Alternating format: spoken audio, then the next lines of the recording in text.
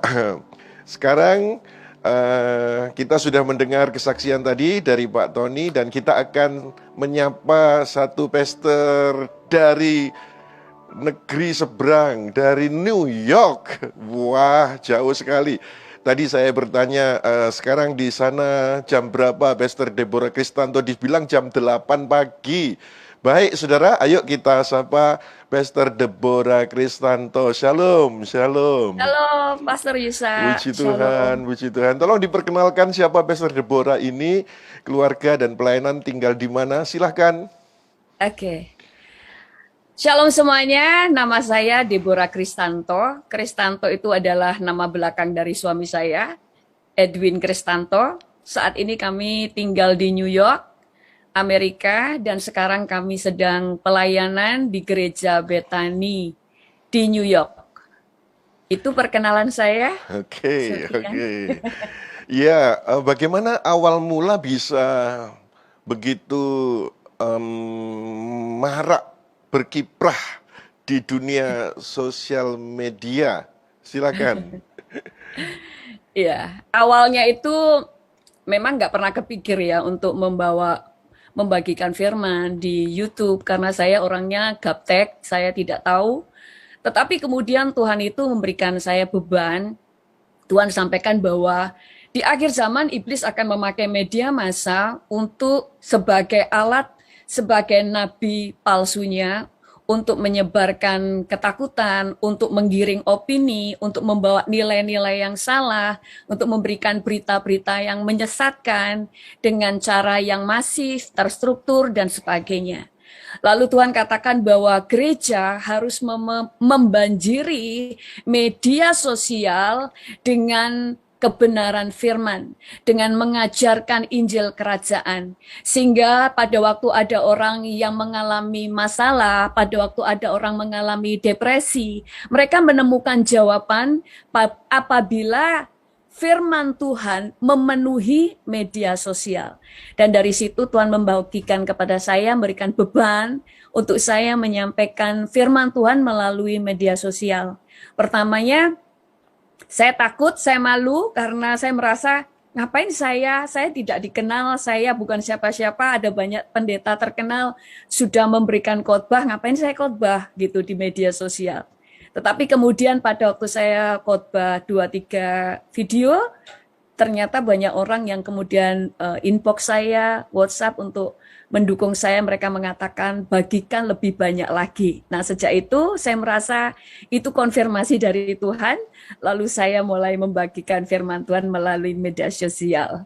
Demikian Pastor Yusa. Oke, baik saudara. Jadi eh, Pastor Deborah ini sekarang begitu aktif di sosmed dan tadi kalau dijelaskan bahwa di sosial media ini perlu berita-berita kebenaran, itu sangat-sangat setuju sekali.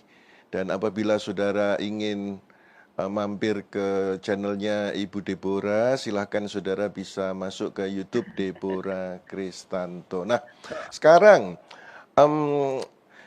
karena di program ini kita semua sedang menantikan pertolongan Tuhan para pemirsa, baik dalam persoalan keuangan, kesehatan maupun keluarga.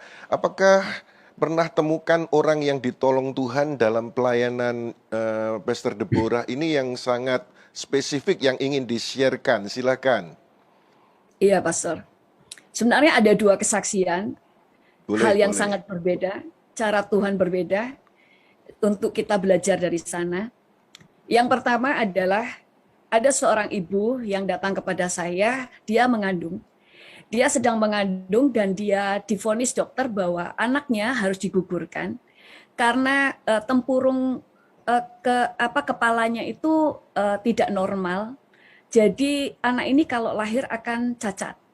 Sehingga ibu ini dikatakan bahwa dia harus menggugurkan bayinya atau melahirkan anak yang cacat.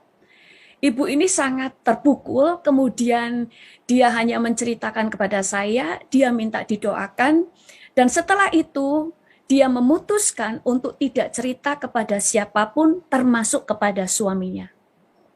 Jadi yang tahu hanya saya, dia waktu itu hanya mau berdiam diri, dia ngomong ke dokter bahwa dia minta waktu 2 minggu untuk memikirkannya, dia harus menggugurkan atau tidak. Kenapa dia tidak mau menceritakan kepada suaminya atau kepada banyak orang? Dia berkata bahwa kadang kalau bercerita itu tidak akan menolong apa-apa. Karena ada orang yang justru yang akan bersuka cita kalau melihat orang punya masalah, ada orang yang diam-diam akan mencibir atau membicarakan perkataan yang negatif. Waktu itu yang dia butuhkan adalah percaya dan dia harus memperkatakan yang positif. Itu sebabnya dia memutuskan tidak cerita kepada siapapun kecuali dengan saya dan kepada Tuhan. Dan dia selama 2 minggu itu dia berdoa puasa, minta mencari tahu kehendak Tuhan. Haruskah dia menggugurkan? Dan dia berkata kepada Tuhan, Tuhan kalau boleh aku tidak mau menggugurkan bayi ini, tapi buat mujizat. Selama 2 minggu itu dia bergumul dan dia punya kekuatan untuk kemudian tidak menggugurkan bayinya dan dia mengatakan kepada dokter tidak mau menggugurkan. Tetapi tetap divonis dokter bahwa anaknya itu cacat.